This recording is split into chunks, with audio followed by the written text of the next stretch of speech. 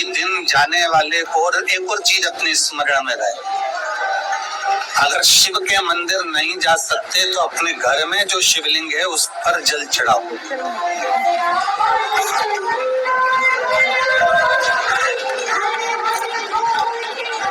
और यदि आप अपने शंकर के घर में शिवलिंग पर भी जल नहीं चढ़ा पा रहे हो तो किसी बेलपत्री का वृक्ष हो, उस वृक्ष के नीचे भी जल चढ़ा। और कभी मौका मिल जाए, कभी भगवान शंकर की बड़ी करुणा हो जाए, भगवान शंकर की बड़ी उदारता हो जाए, भगवान शंकर की बड़ी कृपा हो जाए, बड़ी कृपा हो जाए, भगवान शंकर जिस दिन तुम्हारे ऊपर बड़ी कृपा कर दे, किसी सोमवार को 3 नियम बना लो। जिस दिन मेरा भोले बाबा तुम पर कृपा कर दे, उस दिन सोमवार का एक नियम बना कि महीने का एक सोमवार मुझे ऐसा करना है, 3 नियम धारण करना है महीने के सोमवार को। पहला, सुबेरे जाकर शंकर भगवान को 1 लोटा जल चढ़ाना है। दूसरा, दोपहर के समय पर जाकर मुझे बेलपत्री के वृक्ष के नीचे एक चावल का दाना रखकर बेलपत्री की 7, 11, 21, 108, 51 जितनी परिक्रमा आप लगा सकते हो वो लगाना है।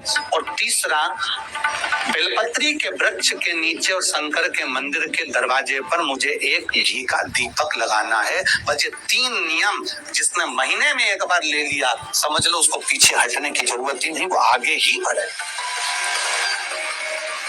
महीने के किसी एक सोमवार का ऐसा नियम बना लो कि मुझे 3 नियम धारण करना है। महीने के किसी भी एक सोमवार को, हम ये नहीं कहेंगे कि तुम सोमवार 5 पढ़ रहे हो तो 5 को करो, 4 पढ़ रहे हो तो 4 को करो, 3 पढ़ रहे हो तो 3 को करो।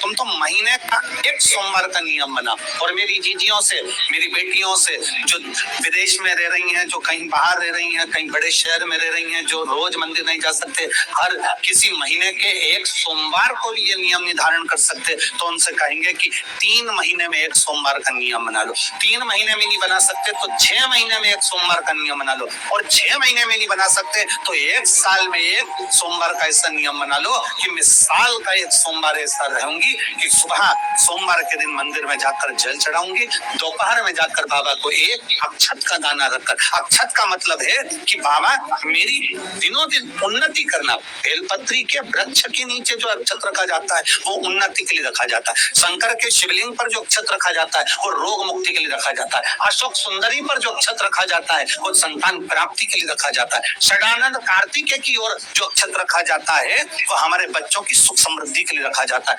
विनायक की ओर, गणेश जी की ओर जो अक्षत रखा जाता है वो हमारे घर में कोई मंगल कार्य आ जाए उसके लिए रखा जाता है। और जो पीठिका होती है जिसपे शिवलिंग रखा होता है, पार्वती जी का हस्तकमल, उस पर अक्षत रखा जाता है तो नारी के अखंड सौभाग्य के लिए रखा जाता है। अक्षत रखने का भी तरीका है।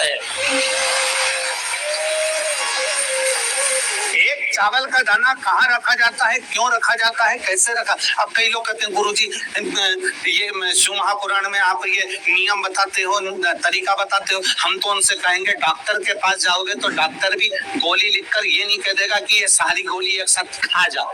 डॉक्टर भी कहेगा ये गोली सुबह खाना है। उसी तरह शिव महापुराण में एक अक्षत का भी तरीका है और एक बेलपत्री का भी तरीका। अब मान लो कई लोग कहते हैं गुरुजी आप ये तरीका बताते हो शिव पुराण के माध्यम से, कई लोगों के मन में संशय जागता है। तो अगर हम एक साथ चावल चढ़ा दे तो उसका क्या तरीका है? तो हमारा निवेदन है डॉक्टर जो दवाई ले एक ही बार में निपटा जाए, एक ही बार में खा ले।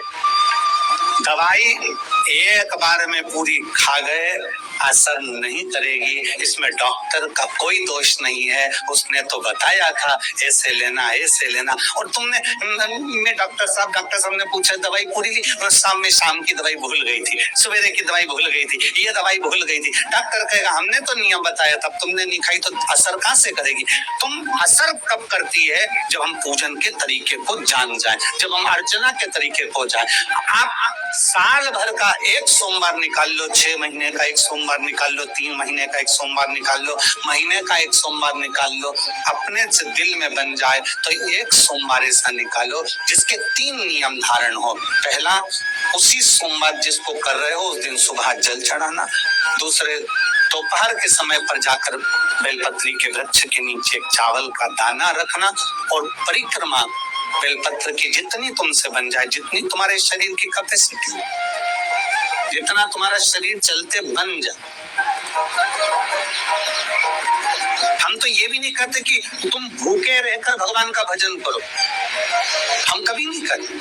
हम तो यहाँ तक कहते, हमारे पुष्टि मार्ग में यहाँ तक कहा गया कि वल्लभ कुल की एकादशी करो, भले बकरी जैसे चरो, पर एकादशी करो। गुरु जी ने अपनी कथा में, शिव पुराण की कथा में बताया, ज्येष्ठ मास पहला सोमवार का उपाय, अगर यह उपाय आप इस उपाय को आप श्रवण करते हैं और भक्ति भाव से करते हैं तो आपको इसका पूर्ण फल प्राप्त होता है, क्योंकि हमारे भोलेनाथ भाग्य के लिखे दुख को भी सुख में बदल देते हैं। तो एक लोटा जल अगर आप भक्ति भाव से समर्पित करते हैं हमारे भोलेनाथ महादेव को तो आपको उसका पूर्ण फल अवश्य ही प्राप्त होता है। साथ ही अगर हमारे चैनल एसपी भक्ति रस का रसपान करते हैं और हमारे वीडियो को आप सभी देखते हैं, वीडियो अच्छा लगे तो प्लीज़ आप सभी की रिक्वेस्ट है कि बहुत ही मेहनत लगती है तो वीडियो को सब्सक्राइब करें और लाइक करें। कमेंट बॉक्स में जय श्री भोलेनाथ या श्री शिवाय नमस्ते ओम नमः शिवाय कुछ भी आप ज़रूर लिखें, क्योंकि भोलेनाथ का नाम लेने का फल पूर्ण ही प्राप्त होता है, कई गुना प्राप्त होता है। तो अगर आप श्री शिवाय नमस्तुभ्यं या ओम नमः शिवाय मंत्र का जाप ही अगर कमेंट में लिखते हैं तो इसका फल आपको प्राप्त होता है। प्रभु भक्ति में जो भी पल हम व्यतीत करते हैं उसका कई गुना फल हमारे जीवन में जुड़ जाता है, उससे सुख समृद्धि, हमारे कष्ट दूर होते हैं। साथ ही अनजाने में जो हमसे भूल हुई होती है सभी भूल और पाप क्षमा हो जाते हैं। तो श्री शिवाय नमस्तुभ्यं का जप 24 घंटे में 11 बार अवश्य करें और अपने जीवन से सभी नकारात्मक ऊर्जा दूर करें। श्री शिवाय नमस्तुभ्यं।